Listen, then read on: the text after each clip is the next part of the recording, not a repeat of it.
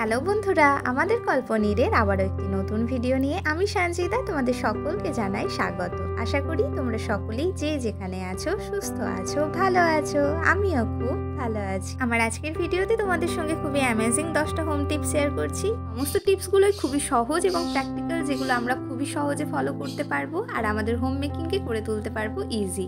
তোমরা সকলের সঙ্গে থাকো, আই হোপ তোমাদের সকলের ভালো লাগবে। তাহলে চলো শুরু করা যাক আজকের আমাদের ভিডিও। আমাদের পছন্দের প্রিয় ঘড়িগুলো, যেগুলো আমরা অকেশনালি ইউজ করি, সবসময় সেফ জায়গায় সেফ বক্সেতে ভালোভাবে গুছিয়ে রেখে দিই। আর নিত্যদিনের প্রয়োজনীয় ঘড়িগুলো সবসময় পছন্দ করি হাতের কাছাকাছি কোনো জায়গায় রাখতে। আমারও সেম ড্রেসিং টেবিলের এই বড় মতো বাস্কেটটাতে রাখা ছিল সমস্ত নিত্যদিনের প্রয়োজনীয় ঘড়িগুলো। নিত্যদিনের সঙ্গী যেহেতু সব থেকে যত্নের প্রয়োজন তো এদেরই, সেই জন্য ভাবলাম এদের একটু যত্ন করে স্পেশাল জায়গা দেওয়া যাক। যে জায়গাটায় গুছিয়ে রাখলে এদেরও যত্নের অভাব হবে না, আর তাড়াহুড়োই কোথায় বাইরে বেরোনোর থাকলে আমরাও পেয়ে যাব হাতের কাছাকাছি। আমার ছোট্ট পুচকুটার বেডিং সেটের সাথে পেয়েছিলাম ছোট ছোট বেশ কয়েকটা পিলো, যেগুলো অব্যবহৃতই থেকে গেছে। সেখান থেকেই একটা নিয়ে ভিডিওয় দেখানো প্রসেসে ঘড়িগুলোকে এইভাবে রেখে দিলাম। তোমরা চাইলে এই পদ্ধতির সঙ্গে সঙ্গে আরেকটাও অ্যাপ্লাই করতে পারো। অ্যাফোর্ডেবল মূল্যে আমাদের প্রত্যেকেরই বাড়িতে রাখা থাকে ব্যাঙ্গেল বক্সগুলো। আমি খুব একটা চুড়ি পরি না, সেজন্য আমার বাড়িতে নেই। তোমরা ওই ব্যাঙ্গেল বক্সটাও ইউজ করতে পারো ঘড়িগুলোকে সুন্দরভাবে যত্ন করে রাখার জন্য। এইভাবে সাজিয়ে ম্যানেজ করে রাখার কারণে আমার আরেকটা সুবিধে হয়েছে, আমার এই বড় বাস্কেটটাতে বেঁচে গেছে বেশ অনেকখানি জায়গা। এটা আমার অনেক কাজে আসবে নিত্য প্রয়োজনে।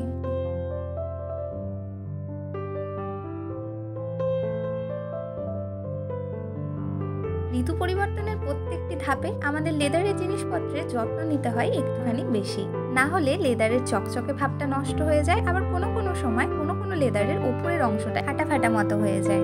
আমি এদের যত্ন নেওয়ার জন্য নিয়ে নিই খুবই সফট একটা কটনের কাপড়, আর তাতে অ্যাড করে দিই যে কোনো ব্র্যান্ডের বেশ কয়েক ফোঁটা নারকেল তেল। আর এরপর ভিডিওয় দেখানোর প্রসেসে খুবই হালকা হাতে ঘষে নিই লেদারের অংশগুলো। আর পুরো অংশটা ভালোভাবে ঘষে নেওয়ার পর এদেরকে রেখে দিই 1 থেকে 2 ঘন্টা মতো রোদে। আমার মায়ের থেকে আমি শিখেছি, আর আমার মা বলতো আমার ঠাকুমার কাছ থেকে শেখা, যে কোনো লেদারের জিনিস যত বেশি রোদ দেখাবে তত নাকি এদের আয়ু বাড়ে। আমি এখানে ব্যাগেতে অ্যাপ্লাই করে দেখিয়েছি প্রসেসটা, তবে আমার বাড়ির সমস্ত লেদারের জুতোগুলোকেও আমি এই সেম প্রসেসেই রাখি যত্নে। আর সঠিকভাবে একবার নিয়মটা মানার পরই ব্যাগগুলোর ওপরে চকচকে ভাবটা আগের তুলনায় ফিরে আসে দ্বিগুণ।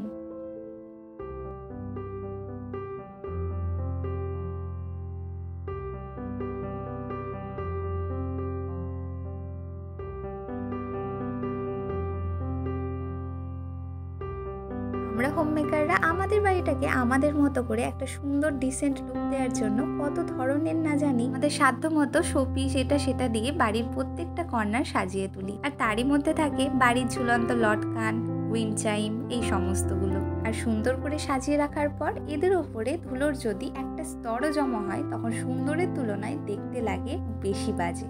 প্রত্যেকবার ধুলো পড়ার সঙ্গে সঙ্গে এদেরকে আলাদা করে নামিয়ে ধোয়া সম্ভব নয়, আবার কোনো ক্ষেত্রে এগুলো ওয়াশেবলও হয় না। তাই এদের কেয়ার এবং পরিষ্কার পরিচ্ছন্ন রাখার জন্য আমি ব্যবহার করি ক্লিনজিং ওয়াইপস, যেটার একটা মাত্র ওয়াইপ ইউজ করি আমার বাড়ির সমস্ত উইন্ড চাইমগুলো পরিষ্কার হয়ে যায় খুবই সহজে। স্বল্প ব্যয়ে অল্প পরিশ্রমেই পরিষ্কার পরিচ্ছন্ন পরিপাটি হয়ে যায় বাড়ির ঝুলন্ত কর্নারগুলো।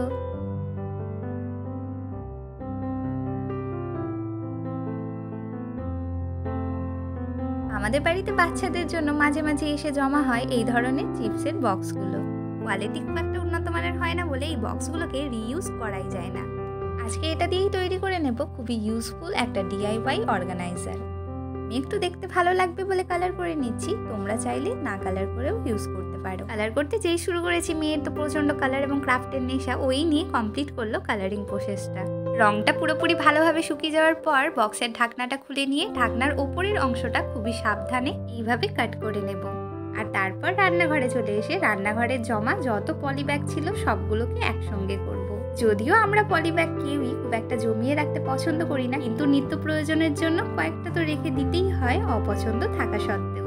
আর এগুলোকেই প্রয়োজনের জন্য ফেলতেও পারি না, আর লুকিয়ে যে কোথায় রাখবো সেটাও বুঝতে পারি না। ভিডিওতে দেখানো প্রসেসে একটার সঙ্গে একটা পলিব্যাগ এইভাবে জুড়ে নেব, আর এইভাবেই ভরে নেব তৈরি করা DIY বক্সটায়। ওই প্রসেসে রাখার ফলে একটার পর একটা পলিব্যাগ একটা টানেই খুবই সহজে চলে আসবে হাতের কাছে। এখন তোমরাই দেখো পলিব্যাগ গুছিয়ে রাখা কতখানি সহজ, আর লুকিয়ে রাখার জন্য কোনো রকমেরই খুঁজতে হবে না হিডেন কর্নার। বরং বক্সটা এতটাই কিউট লাগছে দেখতে, আমি তো সাজিয়ে রেখেছি আমার রান্নাঘরের সামনেই। এরপর গুছিয়ে রাখার পালা আমার বাড়ির সমস্ত অ্যাডাপ্টার আর ইউএসবি কেবলগুলোর। একটা নির্দিষ্ট বাস্কেট আগের থেকেই ঠিক করা ছিল আমার বাড়ির সমস্ত চার্জার এবং কেবলগুলোর জন্য। তবে ডেলি ইউজের জন্য এত জটলা পাকিয়ে যাচ্ছে সবকিছু, আর বারবার গুছিয়ে রাখতে রাখতে আমি হয়ে পড়েছি ভীষণ ক্লান্ত। আজকে খুঁজে নিয়েছি একটা ছোট্ট উপায়, তোমাদের সঙ্গেও শেয়ার করে নিলাম, কারণ এই চার্জার এবং কেবলের ঝামেলা তো আমাদের প্রত্যেকের বাড়িতেই। নিয়ে নিয়েছি আমার মেয়ের বেশ কয়েকটা রাবার ব্যান্ড, আর কেবলগুলোকে খুব হালকা হাতে, খুব বেশি পেঁচিয়ে নয়, এইভাবে গুছিয়ে নিয়ে হালকাভাবেই দিয়ে দিয়েছি রাবার ব্যান্ডগুলো, যাতে কেবলগুলো খুব সহজে খুলে না যায়, আবার খুব বেশি চাপ দিয়ে আটকানোরও প্রয়োজন নেই। নিয়ে নিয়েছি বাড়িতেই থাকা একটা পুরনো সেলফোনের বক্স, আর তার মধ্যেই রেখে দেব সমস্ত গুছিয়ে রাখা কেবলগুলো। বাস্কেটের বেঁচে থাকা অংশটাতে রেখে দেব সমস্ত অ্যাডাপ্টারগুলো। পাট করে এইভাবে গুছিয়ে রাখার ফলে সুবিধে হবে কেবলগুলো এক এক করে নিতে, আর যখন যেটার প্রয়োজন সঠিক জায়গায় আবার রেখে দিলে আশা করছি আগের মতো পেঁচিয়ে যাবে না একটার সঙ্গে একটা।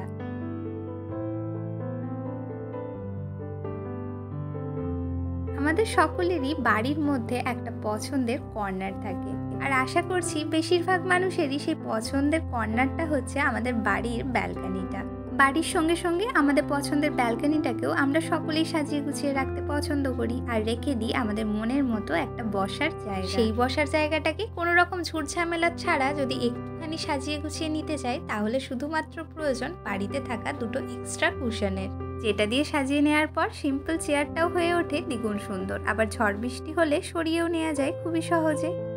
খালি হয়ে যাওয়া পারফিউম বোতলের ঢাকনাগুলো আমরা তো ম্যাক্সিমাম সময় ফেলেই দিই, তবে আজকে এটা দিয়ে তৈরি করব একটা সিম্পল সহজ ডিআইওয়াই। আমার মেয়ের স্টাডি টেবিলে ছিল এই স্কোয়ার শেপের কার্ডবোর্ড টাইপের কাগজটা, যার মধ্যে খালি হয়ে যাওয়া পারফিউমের ঢাকনাগুলো অল্প একটু গ্লু লাগিয়ে নিয়ে চিপকে দেব এইভাবে, আর খুব ভালোভাবে শুকিয়ে যাওয়ার পর এটা গিফট হিসেবে দিয়ে দেব মেয়েকেই।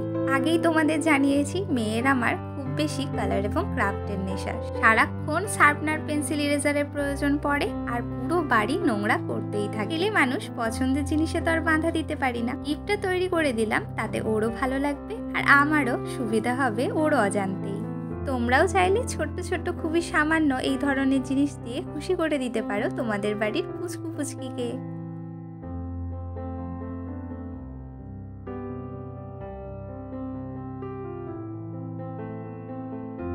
যাদের যাদের বাড়িতে আছে কন্যা সন্তান, আশা করছি আমার মতো তাদেরও নেশা এইভাবে রাবার ব্যান্ড আর ক্লিপ জমানোর। মেয়েরই একটা পুরনো বারবি ডলের বক্সেতে আমি সমস্ত রাবার এবং ক্লিপগুলো একসঙ্গে রেখে দিতাম, আর তাতে কি হতো, ক্লিপ এবং রাবার ব্যান্ডগুলো সমস্ত জড়িয়ে যেত এটার সঙ্গে ওটা। কোথাও তাড়াতাড়ি করে বেরোনোর সময় যদি ক্লিপের সঙ্গে রাবার ব্যান্ড এইভাবে পেঁচিয়ে যায়, তাহলে তোমরাই বুঝতে পারছো সেটা কতখানি বিরক্তিকর। যার জন্য আমি নিয়ে নিয়েছি একটা ফাঁকা সাবানের বক্স, আর তার মধ্যেই রেখে দিচ্ছি সমস্ত রাবার ব্যান্ডগুলো। ছোটোর মধ্যে একটা বক্স খুঁজছিলাম যাতে খুবই সহজে ক্লিপের কন্টেনারটার মধ্যেই চলে আসে পুরো বক্স। আলাদা করে আলাদা আলাদা জায়গায় রাখার প্রয়োজন পড়বে না, একই সঙ্গে একই জায়গায় থাকবে সবকিছু, আবার একটার সঙ্গে একটা পেঁচিয়েও যাবে না।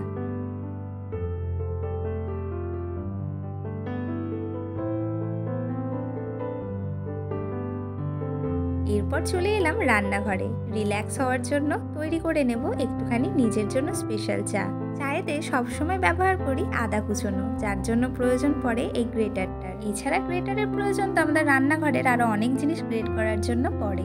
বিভিন্ন কারণবশত অনেক সময় গ্রেটারটার শার্পনেসটা কমে যায়। বাড়িতে তো আমাদের প্রত্যেকেরই এই ধরনের সেরামিকের কাপ থাকে, সেই কাপটার সাহায্যে গ্রেটারটার উপরে হালকা হাতে মিনিট 5 জন্য এইভাবে ঘষে নিলে আমাদের গ্রেটারটা হয়ে যাবে আগের মতোই শার্প। চায়েতে এলাচ এবং আদা কুচি আমার বরাবরেরই খুবই পছন্দের, তবে পুরো দিনে যতবার চা করতে আসবো এলাচ কুটোনো আর আদা কুচোনো অসম্ভব খুব একটা মনে না হলেও বারবার বিরক্তিকর তো লাগবেই। সেই জন্য আমি বের করে নিয়েছি একটা সলিউশন। একটা আলাদা পাত্রে নিয়ে নিয়েছি বেশ খানিকটা চা পাতা, আর তাতেই যতটা প্রয়োজন এলাচ দিয়ে একসঙ্গে কুটিয়ে নিয়ে যোগ করে দিয়েছি সেই চা পাতাটাতে। এতে আমার এলাচযুক্ত চা পাতা সবসময় থাকবে রেডি। আর আদার ক্ষেত্রে আদা কুচিয়ে তো আর খুব বেশি দিনের জন্য রাখা যাবে না, হ্যাঁ ড্রাই করে অবশ্যই রাখা যায়, তবে এখানে যেহেতু ড্রাইয়ের কথা হচ্ছে না, সেই জন্য পুরো দিনে পরিমাণে আদা গ্রাইন্ড করে নিয়ে একটা এয়ারটাইট কন্টেনারে রেখে দিয়ে সেটা রেখে দিই ফ্রিজে, যেটা আমার পুরো দিনের যে কোনো সময় চা তৈরিকে করে দেয় সহজ। আশা করছি আমার ডেলি হোম মেকিংয়ের ভিডিওর ছোট ছোট টিপসগুলো তোমাদের সকলের দৈনন্দিন জীবনের সঙ্গে যুক্ত। যেগুলো সত্যিই খুব ইউজফুল এবং তোমাদের সকলের ভালো লাগলে অবশ্যই লাইক করো, শেয়ার করো এবং তোমরা যারা আমার পরিবারে নতুন, আমার ভিডিওটা প্রথমবার দেখছো, সঙ্গে থাকার জন্য প্লিজ সাবস্ক্রাইব করে দিও আমার আজকের ভিডিওটা। তাহলে আমি এখানেই শেষ করছি। তোমাদের সকলের সঙ্গে দেখা হবে আমাদের কল্পনীরের আবার একটা নতুন ভিডিও নিয়ে। তোমরা সকলে সুস্থ থেকো, ভালো থেকো।